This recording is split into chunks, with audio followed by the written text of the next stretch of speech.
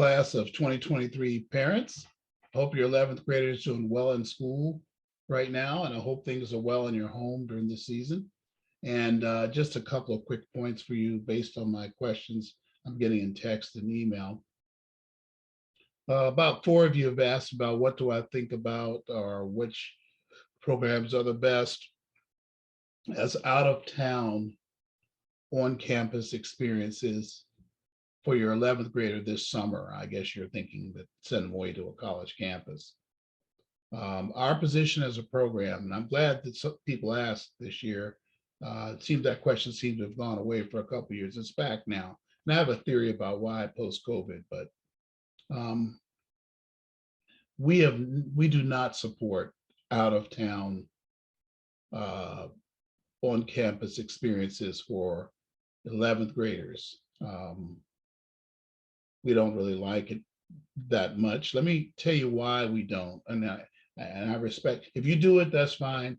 I can't make a recommendation for you in good conscience. About 7 years ago, no, maybe 8, I found out that most of these programs, there are college students that are taking primarily responsibility for your student. And a lot of times their values are not your values. I would say most times. And they're telling the kids things and showing them things on campus that you as a parent don't have control over, frankly. Because remember, they feel they're getting them ready for college. Those are things they're going to see in college. Which brings up another discussion of what do I think about what happens on campuses and the crazy ideologies that are there. Well, I'm going to cover that separately. We're talking now about your 11th grader. And so I'm concerned about what these students take your students to see. Even if there's an adult or a dean that's over it, they may think that's fine.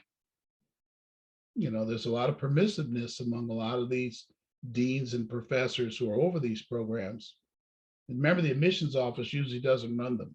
It's usually a dean or a professor, an educational institute on a campus. And they're usually left-wing ideology people who believe in philosophies and theories that are counter to your values. Even if you're not religious, they're probably counter to a lot of your values. So there's that thing. And the other thing is safety. I don't think that they're safe. They don't track the students the whole time. Like if I'm traveling with students, I'm in a room right near them or inside of their area or right across from them. I'm monitoring their movements with all my experience. I'll let them go off on their own. But very often they're letting kids off on their own into the city, even in the evening. They have you sign waivers. I'm so sorry. I just do not.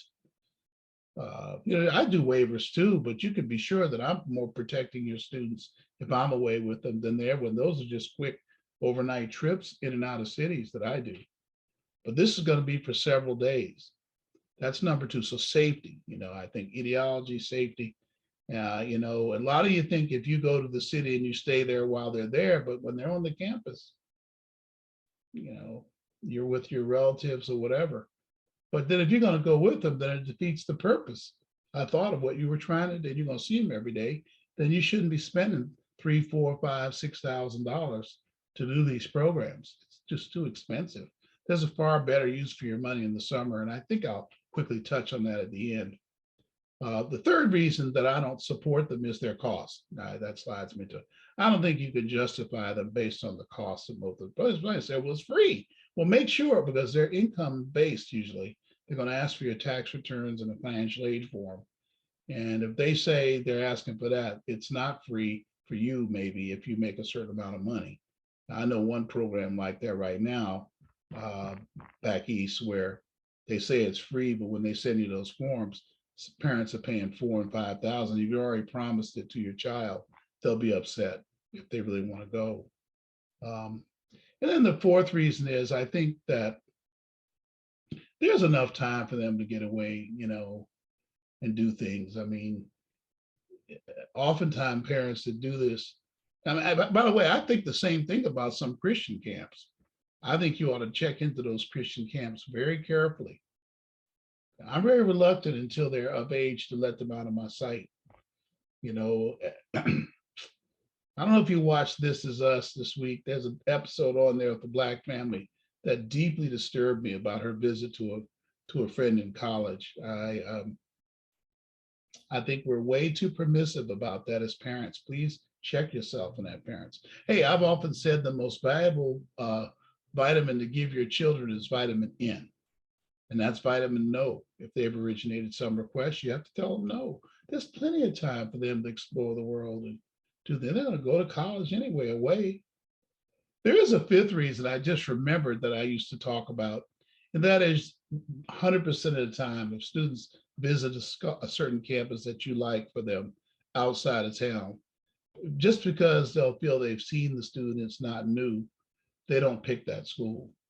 And it shocks parents that that school is totally out of the running when they're looking at colleges. That shows you how fickle our teenagers are. They're not grown up like we are yet. Come on, parents. So when they visit a school, it takes it off the table. I often joked the best way to get a student to pick a school is don't send them to visit it till they're seniors and they're in the selection process. And sometimes that's a little too early because often the first school they visit, they don't pick. Isn't that amazing? I could do a separate video on that, on some of these psychological eccentricities that our students have. That's because they're not grown yet, parents. They're not adults yet. I know we see they have great grades and we're proud of them, but they're still, children. They're still young. And I'm one likes calling them young adults when they're 12th graders, but as 11th in the summer, hey, I'll leave you with this thought. From 11th to 12th grade, I see more maturity and growth in students than almost any other grade divide except 8th to 9th. I see a lot there too.